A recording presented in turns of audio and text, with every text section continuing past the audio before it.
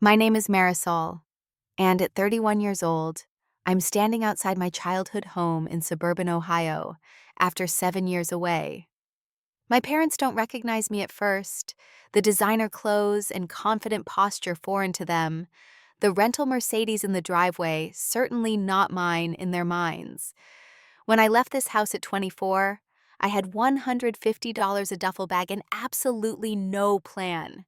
My brother Marcus's wedding invitation brought me back here to face the people who gave him everything college cars connections, while they gave me a reason to prove I never needed them. Before I tell you how a forgotten daughter became unforgettable, let me know where you're watching from.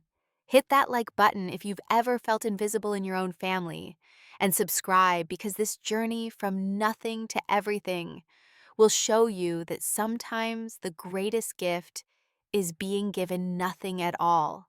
Growing up in middle-class suburban Cleveland with parents who owned a small hardware store should have meant equal opportunities for both their children. But from the moment my brother Marcus was born 3 years before me, he was crowned the golden child, while I became the ghost haunting the edges of family photos. Our living room was a shrine to Marcus's achievements. Little League trophies lined the mantel, their brass figures frozen mid-swing. Science fair ribbons covered the wall above the television blue and red fabric, proclaiming his brilliance. His straight-A report cards were laminated and displayed in the hallway like religious artifacts. Meanwhile, my art awards stayed buried in kitchen drawers, my honor roll certificates stuffed in folders. Nobody opened my achievements, literally hidden from view. The truth about our family's priorities revealed itself when I turned 16. Mom sat me down at the kitchen table, the same place she'd later serve Marcus fresh-baked cookies after his college classes, and explained they were financial planning.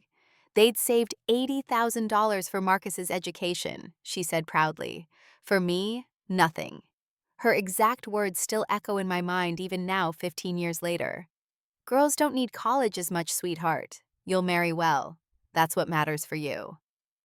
Marcus got a brand new Toyota Camry on his 16th birthday. Red with a bow on top, parked in the driveway like a commercial. The whole neighborhood came out to watch him receive the keys. When my 16th birthday arrived, I got a card with $20 and a reminder that I could use Marcus's old bike to get to my part-time job. My 17th birthday brought another card, another 20. By 18, they'd stopped pretending birthdays meant anything for me. The contrast extended to every aspect of our lives. Marcus's birthday parties were events with 50 guest-catered food and DJs for the teenage years. Mine were family dinners at chain restaurants where I'd watch them give him expensive gifts while I received practical items like socks or notebooks for school. Christmas morning had its own painful ritual. Marcus would spend 30 minutes opening present after present, each one met with parental delight. I'd have my 3 gifts unwrapped in 5 minutes, usually clothes from discount stores and maybe a gift card if I was lucky. The family business represented their clearest statement of our different values. Every summer from age 14, Marcus shadowed Dad at the hardware store. He learned inventory, customer service, accounting, everything needed to eventually take over. When I asked to help, Dad laughed. "This is men's work, Marisol. Why don't you help your mother with dinner?" I was good at math, better than Marcus actually, but that didn't matter. The succession plan was written in chromosomes, not capability. Mom had her own ways of reinforcing the hierarchy. She taught Marcus to cook not because he'd need it, but so his future wife would appreciate a man who could help in the kitchen. Meanwhile, I cooked dinner every night from age 12 because you'll need these skills when you're a mother. Marcus's laundry appeared cleaned and folded on his bed. I did my own from age 10 plus most of the household chores while he played video games or went out with friends. Report card days were exercises in painful comparison. Marcus would swagger in with B's and the occasional A, and our parents would celebrate with ice cream runs and proud phone calls to relatives. When I brought home straight A's quarter after quarter, year after year, I got a nod and maybe a "that's nice, dear" if Mom wasn't too busy planning Marcus's next achievement celebration. The financial investment in his activities versus mine spoke volumes. Marcus played travel hockey, a sport that cost our parents $10,000 a year, between equipment, ice time travel, and tournament fees. They never missed a game driving hours to watch him sit on the bench more often than play. When I wanted to join the track team, a sport that would have cost maybe $300 for the season, they said we couldn't afford it. Marcus's hockey is already so expensive, Mom explained without a hint of irony. College preparation started early for Marcus. The summer before his junior year, our parents took him on a 2-week tour of 12 universities. They stayed in hotels, ate at nice restaurants, bought him college sweatshirts at each stop. They hired an SAT tutor who came twice a week for 6 months. His application fees alone totaled over $1,000, and they hired a consultant to review his essays.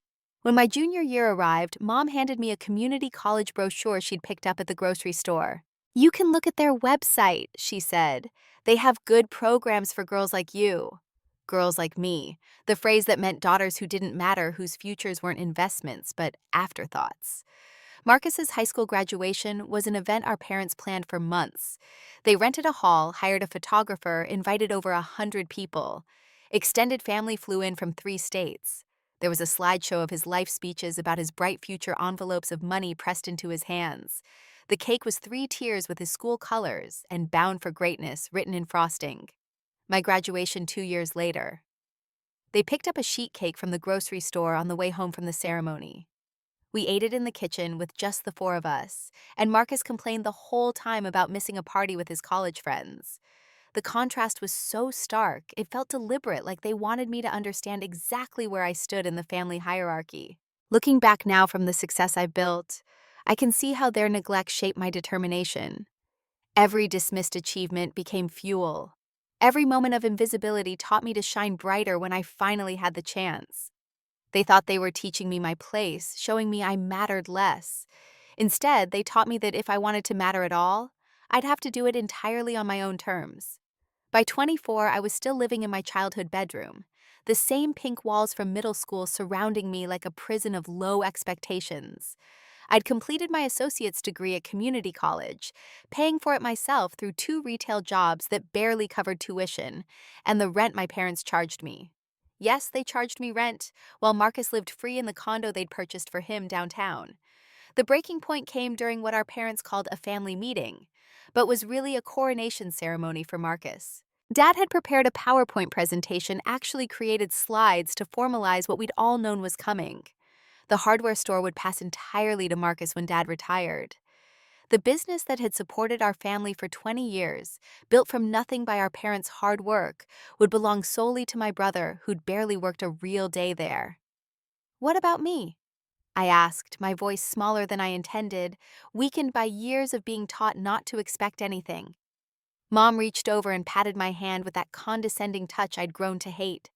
"Don't worry, sweetheart, you'll get my jewelry when I pass. There are some nice pieces from your grandmother." I'd seen that jewelry. Maybe $2,000 worth of dated costume pieces, and a few small gold chains. Marcus was getting a business worth $500,000, and I was being promised dead relatives' accessories. "That's not fair." I said the words escaping before I could swallow them back down like I'd done so many times before. Dad's face hardened the way it did when someone questioned his authority. "Life isn't fair, Marisol. Marcus has a career to build, a family to support someday. This is how families work. Sons carry the legacy." "I could help run the business," I offered, desperate now, grasping for any acknowledgement that I had value. "I know accounting, I have customer service experience, I could modernize the inventory system."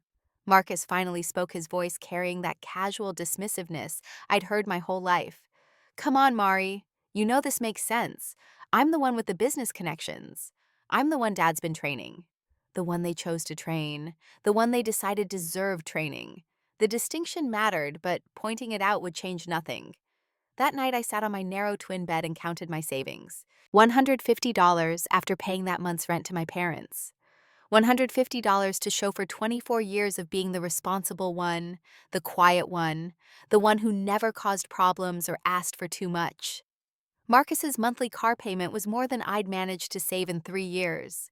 2 days later, Mom called me into her room to show me the jewelry I'd supposedly inherit. She laid each piece out on her bedspread like it was treasure from a pharaoh's tomb. Tarnished silver bracelets, a pearl necklace with half the pearls yellowed rings sized for fingers from a different generation. "Your grandmother wore this to her wedding," she said, holding up a brooch that looked like something from a garage sale reject pile.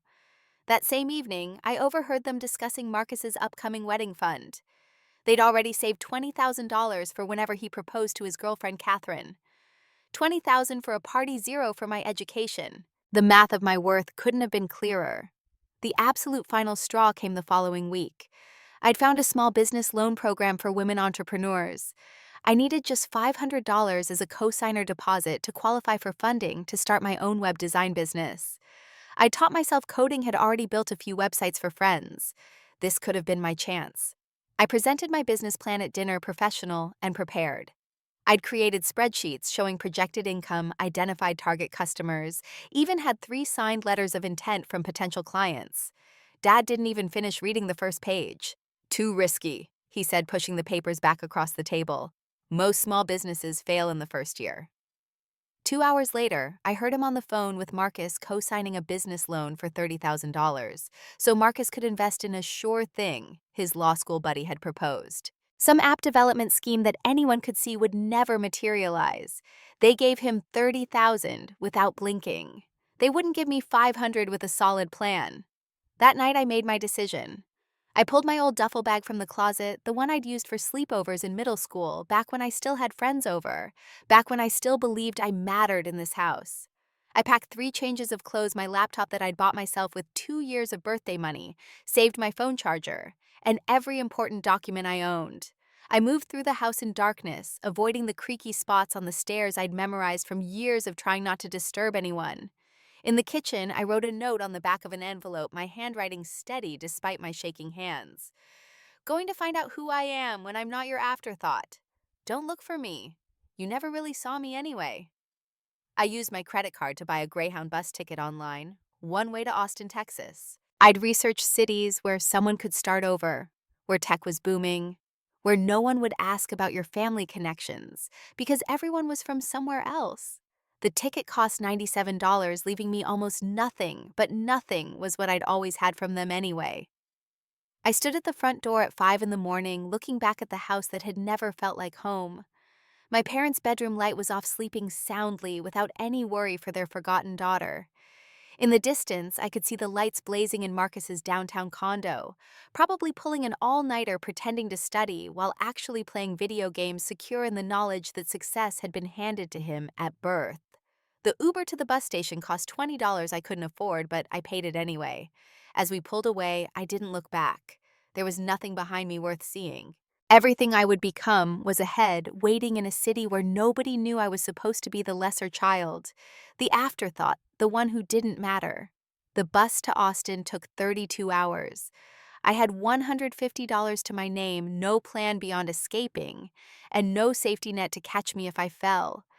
But for the first time in my 24 years, I felt free. Free from comparisons, free from being second best, free from the weight of their disappointment that I wasn't born a son. They'd given Marcus everything and expected nothing from me. They were about to learn that nothing could become something extraordinary when fueled by the desperate need to prove your worth to yourself, if no one else. The Austin Greyhound station at 2 in the morning wasn't where I'd pictured starting my new life, but there I was standing under fluorescent lights with my duffel bag and the terrifying realization that I knew absolutely no one in this entire state. The thick Texas heat hit me, even at that hour, nothing like Cleveland's familiar chill. I had $150, and every decision I made now could mean survival or surrender. I found a hostel 6 blocks from the station, the kind of place where you don't look too closely at the stains on the walls. $25 a night for a bunk bed in a room with 5 strangers. 3 nights would cost me half my money, so I knew I had to work fast. That first morning, I walked the streets of Austin with a desperation that must have been visible from space, applying for any job that didn't require experience I couldn't fake. The breakthrough came at a food truck called Rosa's Cocina. The owner, Rosa herself, was a woman in her 50s, with tired eyes and hands that never stopped moving. She needed a dishwasher immediately. Her last one had disappeared mid-shift the day before. $8 an hour cash at the end of each shift, and I could take home any leftover food. I started that afternoon, my hands plunged into scalding water, grateful for work that didn't require a permanent address. While washing dishes, I answered Craigslist ads from my phone during breaks. I found a room rental in a house with 5 roommates, a sketchy neighborhood where gunshots were common and police sirens were lullabies. 300 a month due up front. I lied to the landlord, said I had the money, but needed 3 days to withdraw it from my account. He gave me 72 hours. Those 3 days, I worked 18-hour shifts between Rose's food truck and a night job I'd grabbed at a 24-hour gym.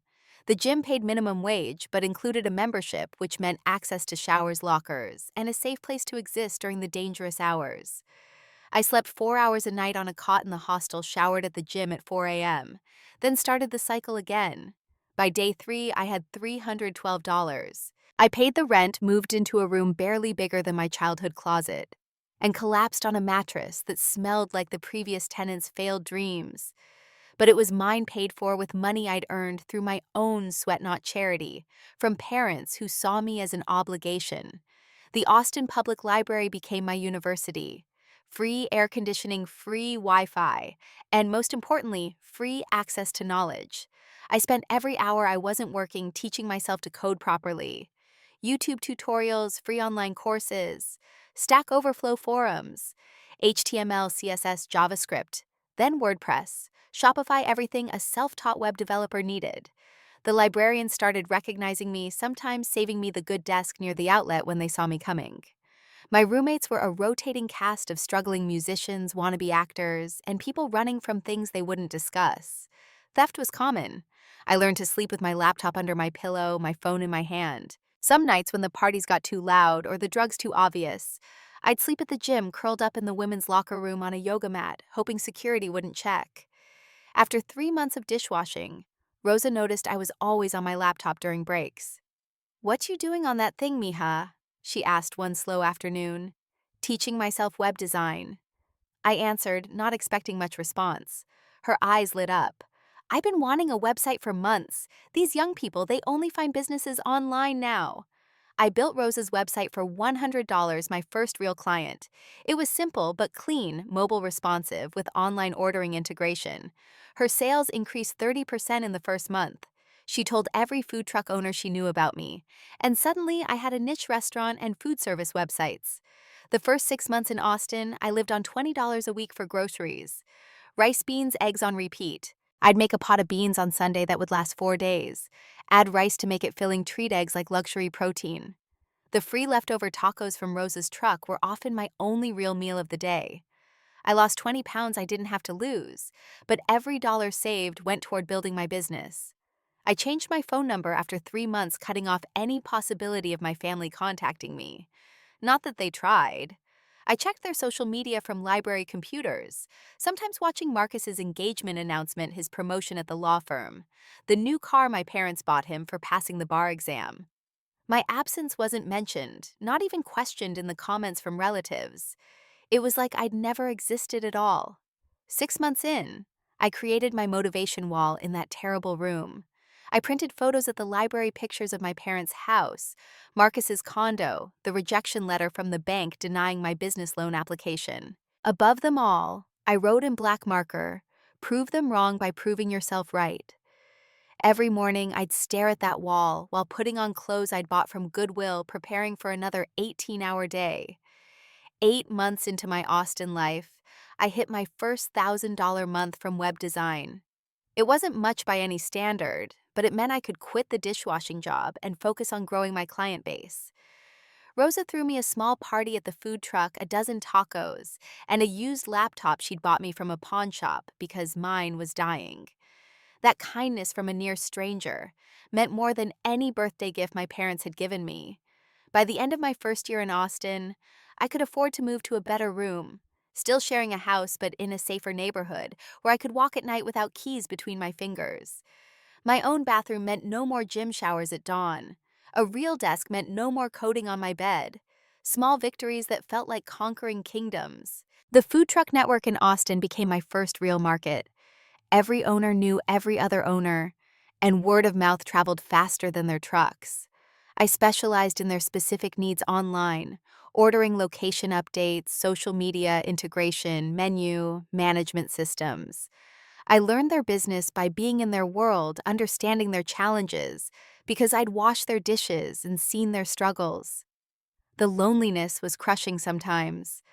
Holidays spent in my room eating Chinese takeout, while my roommates went home to families. Birthdays that passed without acknowledgement from anyone, including myself. Valentine's Days watching couples at coffee shops where I worked on client websites, wondering if anyone would ever choose me first. But loneliness became fuel too. Every night alone was a night to learn new coding languages. Every weekend without plans was a weekend to take on extra projects. Every moment of solitude was a moment to build something from the nothing I'd been given. I wasn't just surviving anymore. I was constructing the foundation of something my family never thought possible, a life built entirely on my own terms. Year 2 in Austin began with a decision that changed everything. I incorporated my business as Invisible Ink Digital, a name that made me smile every time I said it. The irony wasn't lost on potential clients either. Why invisible ink, they'd ask, and I'd tell them it was because great web design should be invisibly perfect, so seamless users don't notice it. But really, it was about being the invisible daughter who was finally writing her own story. My portfolio had grown to 20 restaurant websites, each one a testament to lessons learned from the previous one. Austin's food scene was exploding, and every food truck, taco stand, and barbecue joint needed an online presence. I wasn't just building websites anymore. I was building digital ecosystems that transformed how small food businesses operated. The game-changing moment came when Tommy Nguyen, who owned 8 Vietnamese restaurants across Austin, found my work through Rosa's recommendation. He didn't want 8 separate websites. He wanted a unified digital platform that could handle online ordering, loyalty programs, staff scheduling, and inventory tracking across all locations. The contract was worth $25,000 more money than my parents had ever given me in my entire life combined. I hired my first contractor to help with the Nguyen project, a developer named Sam, who worked remotely from Dallas. Then another Maria, who handled graphic design. Within 6 months, I had a team of 5 contractors, all working remotely, all believing in the vision of accessible digital solutions for food service businesses. I was 26 years old and running a real company from a 1-bedroom apartment I'd finally been able to rent on my own. The apartment was small, but mine every piece of furniture bought with money I'd earned. No hand-me-downs, no charity, no conditional gifts with strings attached. I bought a real bed, not a mattress on the floor. A desk that didn't wobble. A coffee maker that cost more than my parents ever spent on my birthday presents. Each purchase was a declaration of independence. The learning curve of running a business was steep and brutal. Contracts that weren't specific enough cost me thousands. A client who refused to pay taught me about collection procedures. Taxes became a nightmare until I hired an accountant who specialized in small businesses. Every mistake was expensive, but every lesson learned made me stronger. I joined Austin's entrepreneur meetups, finding my tribe among other people who were building something from nothing. They didn't care about my family connections or lack thereof. They cared about conversion rates, user experience, market positioning. For the first time in my life, I was judged solely on my merit, and I was exceeding every expectation. The pivot to a subscription model happened accidentally. Clients kept coming back for updates, maintenance, seasonal menu changes. Instead of charging piecemeal, I created monthly packages. Recurring revenue changed everything. Suddenly, I could predict income plan growth higher with confidence. The stability I'd never had growing up became the cornerstone of my business model.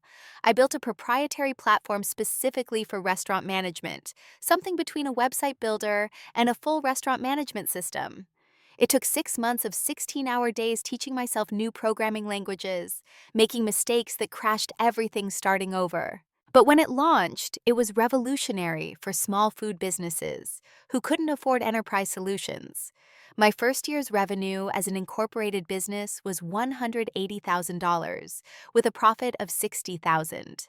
I remember staring at my bank statement, seeing more money than my parents' hardware store made in profit most years.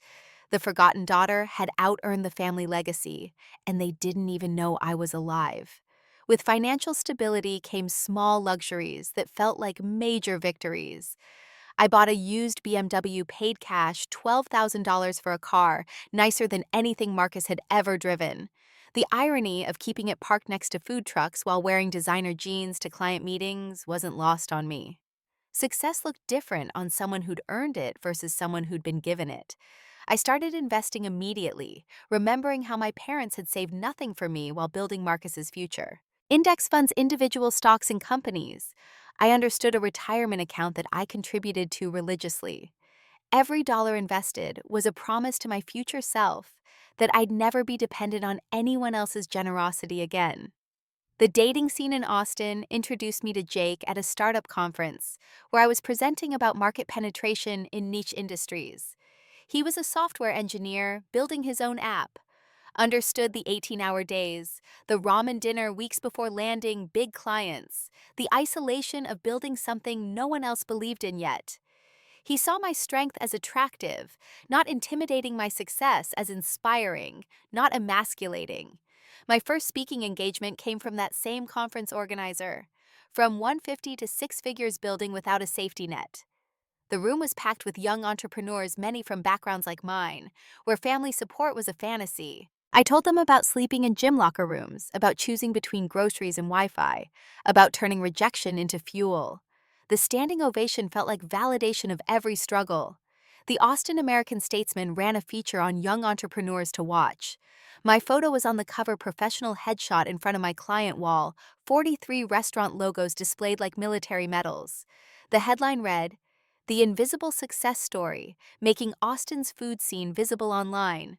I bought 10 copies not to send home, but to remind myself this was real. That article found its way online, of course. Everything does eventually. Marcus reached out through LinkedIn with a message that read simply, "Is this really you?" No congratulations, no apology for the years of silence, just disbelief that his forgotten sister could achieve something noteworthy. I stared at that message for 3 days before archiving it without responding. He'd had 26 years to see me. I wasn't going to make it easy now. Year 3 projections showed 400,000 in expected revenue. I was hiring full-time employees, moving into actual office space, building something sustainable and scalable. The food service industry in Texas alone was worth billions, and I was positioning myself as the go-to digital solution for independent restaurants. But success wasn't just about money. It was about Rosa hugging me with tears in her eyes when her food truck revenue doubled. It was about helping other immigrants like her navigate the digital landscape. It was about mentoring young women who reminded me of myself, forgotten by their families, but burning with potential. Every client success story healed something in me that my family had broken. The therapist I could finally afford helped me understand that my drive wasn't just about proving my parents wrong. It was about proving to myself that I had value independent of their validation. Every achievement without their support was evidence that their neglect hadn't destroyed me. It had forged me into something they could never have imagined. 3 years into my Austin life, the gold-embossed envelope arrived at my office like a ghost from the past I'd thought I'd exorcised.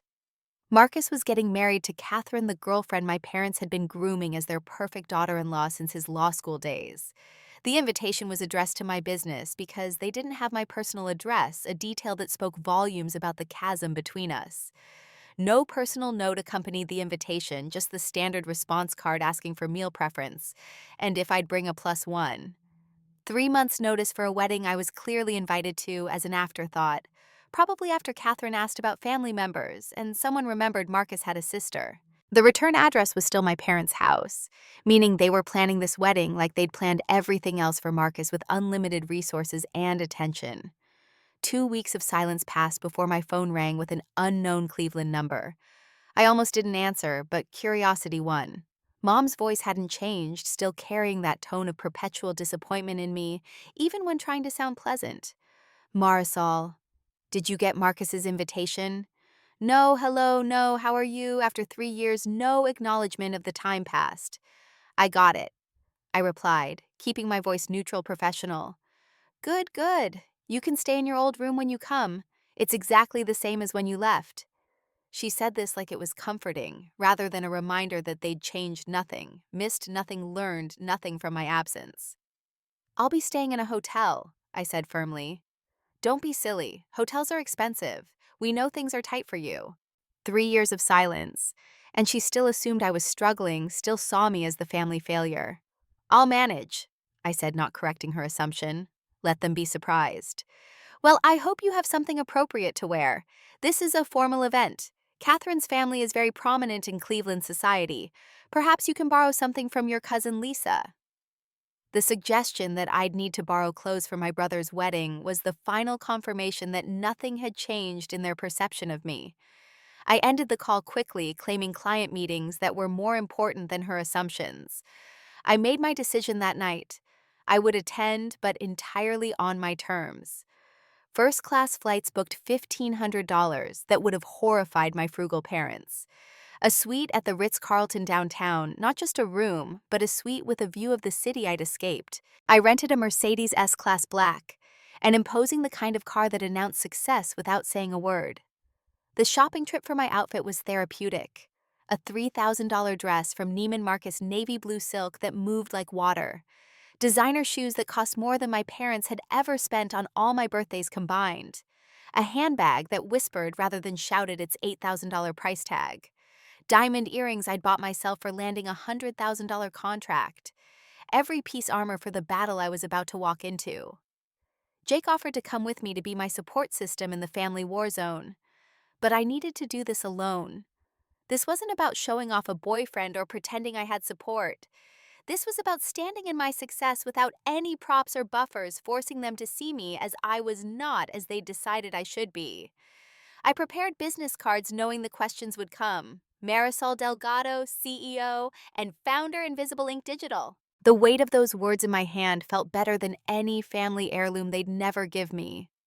My email signature, my LinkedIn profile, my entire professional presence, ready to counter whatever narrative they'd created about my absence.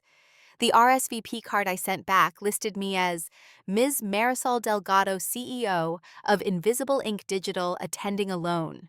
I knew it would confuse them, make them wonder if it was a typo or a joke. Mom called within days of receiving it. CEO, is that some kind of mistake?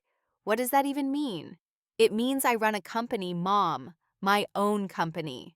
Silence stretched between us before she laughed that dismissive sound I remembered so well.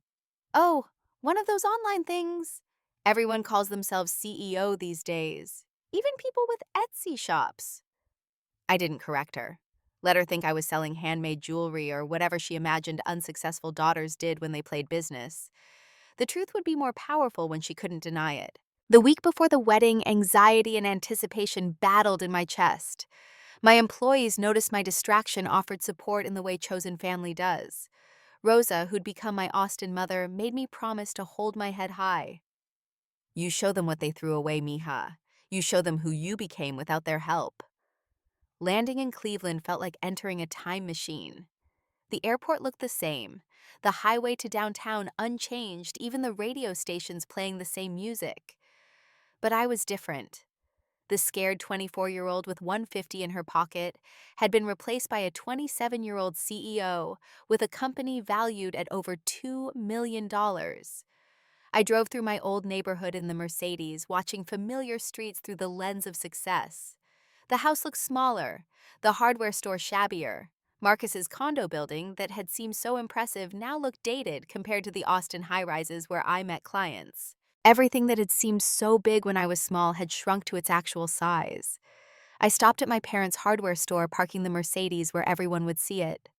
The interior hadn't changed, still the same cluttered aisles and handwritten signs. Dad was at the register looking older, more tired. He glanced at me without recognition, then did a double take that would have been comical if it wasn't so sad. "Can I help you?" he asked his own daughter, not recognizing me in designer clothes with professional posture. "Just looking," I said, walking away before he could place me. I wasn't ready for that confrontation yet. Marcus's condo building had a doorman now trying to look upscale but failing. I could buy 3 units in this building with my current assets, a fact that made me smile as I drove past. Success really was the best revenge, but only if you made sure they knew about it. Checking into the Ritz, the staff treated me like I belonged there, because I did. My suite overlooked the city, and I stood at the window that first night thinking about the girl who'd left on a Greyhound bus with nothing. She'd built something from that nothing, and tomorrow she'd make sure everyone knew it. The rehearsal dinner invitation came via text at the last minute, clearly an afterthought, when someone realized the groom's sister wasn't on the list. I declined, claiming a business call that couldn't be rescheduled. Let them wonder what business could be more important than family. They'd find out soon enough. That night before the wedding, I stood in front of the mirror in my suite wearing the dress that cost more than they'd ever invested in my future. The woman looking back wasn't trying to prove anything to anyone anymore. She'd already proven everything to the only person who mattered, herself. Tomorrow was just about making sure they saw what they'd missed, what they'd thrown away, what had grown from the nothing they'd given. You earned your seat at every table, I told my reflection, even the ones that never saved a place for you. Walking into St. Christopher's Church that Saturday afternoon, I could feel the weight of eyes turning toward me. 3 years of change had transformed me from the invisible daughter into someone who commanded attention without trying. The navy silk dress moved perfectly as I walked, my heels clicking against marble, with the confidence of someone who'd learned to value herself without anyone else's approval. My mother stood at the entrance greeting guests, and I watched her look right through me initially, then freeze as recognition dawned. Her mouth opened slightly, no words coming out as she took in the designer dress, the professionally styled hair, the posture of someone who no longer apologized for existing. "Marisol," she whispered, as if saying it too loud might make me disappear again. "Is that really you? You look so different." "Hello, Mom," I said, leaning in for the kind of air kiss I'd learned at business networking events, formal and distant. Dad appeared beside her, extending his hand for a handshake, like I was a business associate, not his daughter. The formality felt appropriate after 3 years of acting like I didn't exist. His eyes kept traveling over my outfit, calculating costs he couldn't comprehend. "You look prosperous," he said carefully, the closest he could come to acknowledging the obvious success standing before him. Marcus emerged from a side room already in his tuxedo, laughing with his groomsmen until he saw me. The laughter died on his lips as he took in his little sister, who was supposed to be struggling somewhere, barely surviving. His face went through several expressions: shock, confusion, something that might have been shame if he was capable of it. "Mari," he hadn't called me that since we were kids. "You came. Wouldn't miss it," I replied smoothly. "Congratulations on your wedding!" Catherine appeared in her wedding dress, all blonde perfection and old money grace. Marcus whispered something to her, and she looked at me with confusion. "I'm sorry, I don't think we've met. I'm Catherine." "I'm Marisol," I said, watching her face for recognition that didn't come. "Marcus's sister." The silence that followed was deafening. Catherine turned to Marcus with barely concealed shock. "You have a sister." In that moment, I understood completely where I'd stood in my family's narrative. Not just forgotten, but erased. Not just invisible, but non-existent. Marcus had built his entire relationship without mentioning he had a sibling. I was less than forgotten. I was deleted. The ceremony itself was beautiful in that traditional way our parents valued. 200 guests in a church that could hold twice that, making it feel intimate and exclusive. I was seated with distant relatives at a back table, the same aunts and uncles who used to pat my head sympathetically at family gatherings. They stared at me now, like I was a different person, which I suppose I was. During the ceremony, I watched my parents in the front row crying with joy for their golden child's perfect moment. They never looked back to see if I was there, never checked if their daughter was witnessing their son's triumph. But then, they never had before either. The reception was held at Cleveland's most exclusive country club, the one our parents could never afford to join, but Marcus's new in-laws belonged to. I arrived in the Mercedes, handing the keys to the valet, who treated me like I belonged there, because confidence is its own membership card. The cocktail hour was when the interrogation began. Aunt Linda, my mother's sister, who'd always been the family gossip, cornered me near the bar. "Marisol, we haven't seen you in years. Are you still working retail? Someone said you moved to Texas. Did you find a husband down there?" "I'm not married," I said, sipping champagne that probably cost more than my parents had ever spent on my birthday presents. "And no, I'm not in retail." "Oh, what are you doing then?" Her voice carried that pitying tone, already assuming the answer would be disappointing. I pulled out my business card, watching her face as she read it. "CEO of what company is this real?" Invisible Ink Digital. We specialize in digital transformation for the restaurant and food service industry. The words meant nothing to her, but CEO meant everything. Soon a small crowd had gathered, passing my business card around like evidence in a trial. The whispers started immediately. Marcus's sister is a CEO. She owns a company. But Helen said she was struggling. By the time dinner was served, I'd explained my business to a dozen relatives who couldn't quite reconcile the successful woman in front of them with the forgotten daughter they remembered. Uncle Tony, who owned several restaurants in Cleveland, was particularly interested. "What kind of revenue are we talking about?" he asked, with the bluntness of someone who measured worth in dollars. "We crossed 500,000 last year," I said casually, taking a sip of wine, "projecting 800,000 this year with our expansion into Texas's larger metropolitan areas." The silence that followed was beautiful. Marcus, seated at the head table, had stopped mid-conversation to stare. Mom's face had gone pale. Dad's hand had frozen halfway to his mouth with a forkful of salmon. They'd heard every word. Uncle Tony whistled low. "500,000, that's more than—" He stopped, but everyone knew what he was going to say. More than Marcus made as a lawyer. More than the hardware store made. More than they'd ever imagined their forgotten daughter could achieve. "I'd love to discuss a potential partnership," Tony continued, pulling out his phone.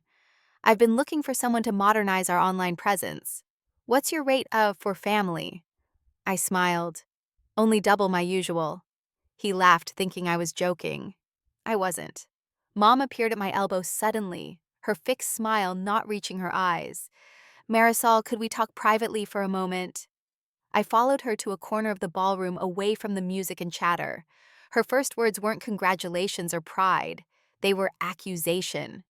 "Why didn't you tell us all this time you've been successful and you never said anything?" "When would I have told you?" I asked. "During the 3 years of no contact. Or maybe during the 5 seconds you talked to me about the wedding. You never asked about my life, Mom. Not once." "That's not fair. We thought you were struggling." "We worried about you." "No, you assumed I was struggling because that fit the story you'd written for me. The unsuccessful daughter who couldn't be like Marcus. It was easier to worry about that version than to wonder who I really was." Dad had joined us, overhearing the last part. "You should have reached out. We're your parents." "You're right," I said. "You are my parents, which is why you should have reached out when your daughter disappeared for 3 years. But you didn't. Not once. Not even to check if I was alive." Marcus's speech interrupted us, the best man's microphone crackling to life. He talked about growing up, about family support, about how his parents gave him everything he needed to succeed. The irony wasn't lost on anyone at my table, who kept glancing at me to see my reaction. "I want to thank my parents," Marcus said, raising his champagne, "for everything they gave me, for never doubting me, for investing in my future. I am who I am because of your belief in me." The room erupted in applause. I clapped too slowly and deliberately because he was right. He was who he was because of their investment, and I was who I was because of their neglect. Both truths could exist simultaneously. The photographer was making rounds during the speeches, capturing family moments. When he reached our area, he started to move past me until Mom grabbed his arm. "Get a photo of our family," she said, suddenly interested in including me. We stood together, the 4 of us, like a normal family. The camera clicked, preserving a lie that we were united, that I belonged there, that I'd ever been part of their vision for our family. Later, I would see that photo and notice how I stood slightly apart, how my smile didn't reach my eyes, how even in inclusion I remained separate. As the dancing started, relatives who'd ignored me for years suddenly wanted to talk business. Marcus's new wife, Catherine, approached me during a break in the music. "I'm sorry about earlier," she said. "Marcus never mentioned having a sister. That must hurt." It was the first honest thing anyone had said all day. "He probably forgot," I replied. "It happens when someone isn't important to the story." She looked uncomfortable, but didn't deny it. How could she? She'd married a man who'd erased his sister from his history. I left before the cake cutting, claiming an important business call with international clients. It was a lie, but a useful one. Marcus followed me to the parking lot, slightly drunk on champagne and the attention of being the groom. "Mari, wait. We should talk." "About what?" I asked, remote unlocking the Mercedes. His eyes tracked to the car, calculating its worth. About all of this. Your success. Why you hid it. Why you left. I left because I was never really there, I said, and I didn't hide my success. You just never looked for it. There's a difference between being secretive and being ignored. I should have said something. He admitted, the alcohol making him more honest than usual. When they gave me everything and you nothing. I should have spoken up. Yes, you should have, but you didn't. And that's why I had to leave with 150 in my pocket and figure it out alone. The funny thing is, Marcus, them giving you everything made you soft. You've never had to fight for anything. Me, I had to fight for everything. And that's why I'll always be hungrier than you, always work harder than you, always achieve more than you. He stood there in his expensive tuxedo, married to his perfect wife, surrounded by everyone's expectations and support. And for the first time in our lives, he looked like the smaller sibling. Good luck with your marriage, I said, getting into the car. I hope Catherine never becomes invisible to you the way I did. The flight back to Austin felt like emerging from underwater after holding my breath for too long. As I settled into my first-class seat, champagne in hand, I finally allowed myself to process what had just happened. My family now knew the truth, that their forgotten daughter had built something remarkable without their help, without their money, without their belief. The revelation had shaken their entire worldview, but it hadn't changed mine at all. Invisible Ink Digital hit $500,000 in revenue that year, just as I'd predicted at the wedding. The expansion into Dallas and Houston markets exceeded projections, and suddenly I wasn't just successful, I was undeniably thriving. I hired 5 full-time employees, moved into a real office space in downtown Austin, with views of Lady Bird Lake, and started planning for national expansion. 6 months after the wedding, Forbes featured me in their 30 Under 30 list for consumer technology. The article included a photo of me in our office, surrounded by my team, with the headline, "The Self-Made CEO Who Started with Nothing But Determination." My parents found out when a neighbor brought it to their attention. They called for the first time since the wedding, suddenly interested in their successful daughter.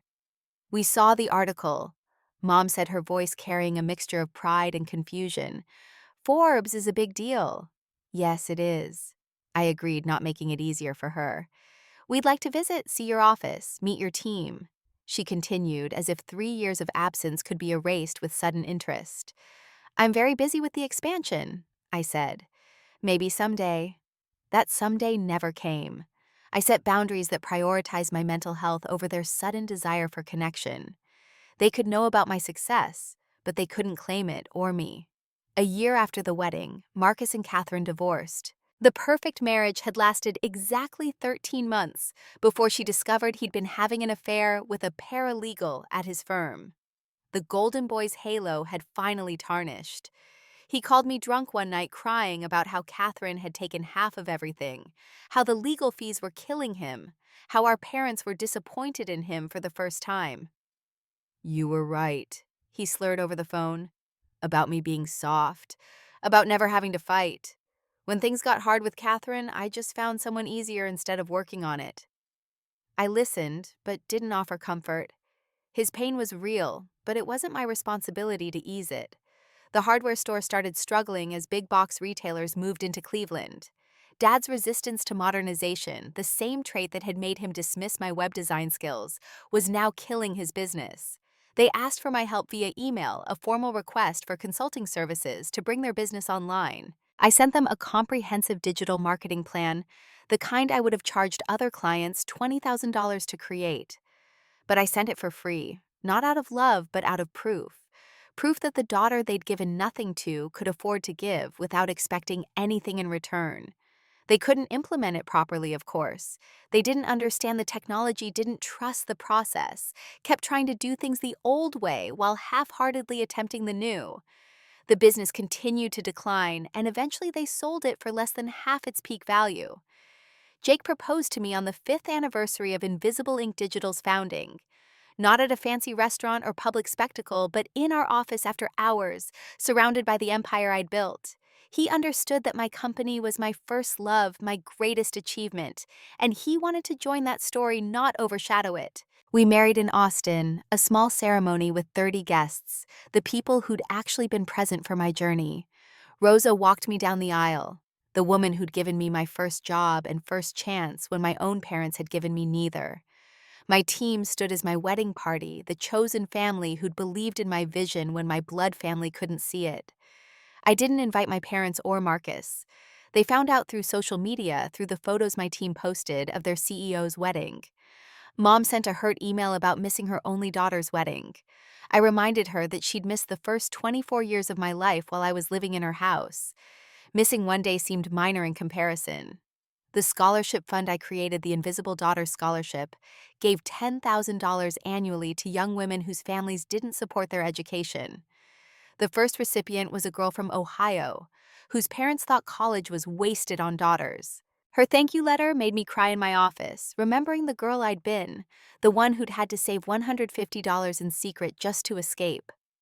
Marcus reached out again when our father had a heart attack. Not life-threatening, but serious enough to require surgery. I flew to Cleveland, stayed in a hotel, visited the hospital during off hours, when I knew the family wouldn't be there. I left a check for $50,000 at the nurse's station to cover what insurance wouldn't. No note, no acknowledgement needed. The money meant nothing to me, but everything to them. They figured out it was from me, of course. Mom called crying, asking why I'd help after everything. I told her it wasn't about them. It was about me, about the person I'd chosen to become despite them. Helping them prove that their neglect hadn't made me bitter, just better. The company valuation hit $10 million in year 6. We had offices in 5 cities, 42 employees, and contracts with major restaurant chains. I was invited to speak at conferences, to mentor young entrepreneurs, to sit on advisory boards. Every achievement was sweeter, because it was mine alone, built from nothing but determination and $150. Marcus inherited what was left of our parents' estate when Dad passed 2 years after his heart attack. Mom moved in with him, the golden child, taking care of the parents who'd given him everything. He messaged me about the will, how they'd left me Mom's jewelry as promised. $2,300 worth of outdated pieces that I donated to charity without looking at them. They talked about you near the end, Marcus wrote, about what they should have done differently. Dad said his biggest regret was not seeing who you really were. I read that message several times before responding. He saw who I was. He just didn't value it. The final time I saw my mother was at Dad's funeral. She was smaller than I remembered, diminished by age and regret. She held my hands at the reception and said, "We failed you. I see that now. We had 2 children, but only raised one." "You raised the one you wanted," I said gently. "And I raised myself. We both got what we needed in the end." She died 6 months later, quietly in her sleep at Marcus's house. He called to tell me, his voice tired from carrying the weight of being the chosen one who'd never chosen himself. The golden child who discovered that gold given freely has less value than tin earned through struggle. I flew to Cleveland for her funeral, gave a eulogy about the lessons she'd taught me without meaning to. How her neglect had taught me self-reliance. How her favoritism had taught me that fair treatment isn't guaranteed, but must be demanded or created. How her inability to see me had taught me to see myself clearly. The house sold quickly, the place where I'd been invisible now empty of everything but memories. Marcus sent me half the proceeds, despite the will leaving him everything. I donated it to the scholarship fund, turning our parents' house into education for daughters whose parents couldn't see their worth.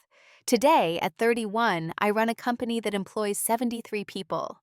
My husband Jake and I are expecting our first child, a daughter we'll raise to know her worth from the beginning, not discover it through neglect. The business journals write about my success story, always mentioning that I started with just $150, never mentioning the family who gave me nothing else. Marcus still practices law in Cleveland, successful by conventional standards, but haunted by the ease of his rise. We exchange Christmas cards, polite messages on birthdays, the careful distance of siblings who share blood but not history. He signs them "your brother," as if I might forget our connection. as if being forgotten wasn't what freed me in the first place. The wall in my office holds all my achievements: Forbes articles, business awards, photos with clients whose businesses we've transformed. But in the center, in a simple frame, is the Greyhound bus ticket to Austin. One way, $97, the best investment my parents never made. Sometimes young entrepreneurs ask me about the secret to success, expecting tactics and strategies. I tell them the truth. Sometimes being given nothing is the greatest gift. When no one invests in you, you learn to invest in yourself. When no one believes in you, you develop unshakable self-belief. When you start with nothing, everything you build is yours. My parents gave Marcus money connections and opportunities. They gave me $150 worth of neglect that became $10 million worth of determination. They gave him everything, and he stayed exactly where they put him. They gave me nothing, and I went everywhere. Looking back, I wouldn't change a thing. Every dismissed achievement, every forgotten birthday, every moment of invisibility led me here. To this office, to this life, to this version of myself who needed no one's permission to succeed. The forgotten daughter became unforgettable, not to them, but to myself. And that was the only recognition I ever really needed. Have you ever felt invisible in your own family? Have you had to build your life without support from those who should have believed in you first? I'd love to hear your stories in the comments below. Share this with someone who needs to hear that being given nothing doesn't mean you're worth nothing. If this story resonated with you, please hit that like button and subscribe for more stories about resilience, self-made success, and thriving despite the odds. Remember, sometimes the family that forgets you is doing you a favor, forcing you to remember yourself. Thank you for joining me on this journey from $150 to everything I'd ever dreamed of building. Your worth isn't determined by what others give you, but by what you build from whatever you're given, even if that's nothing at all, especially if that's nothing at all.